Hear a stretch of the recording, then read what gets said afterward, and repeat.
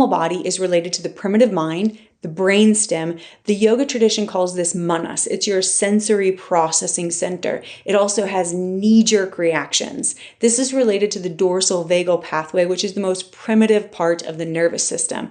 This aspect, like an animal, seeks comfort and pleasure. It wants safety. And when threatened, it will hijack every system in your body. That's when you feel like you were possessed because someone said something or did something, you were scared about something. And we want to honor this part of ourselves because it keeps us safe. This is how we've survived and evolved as a species.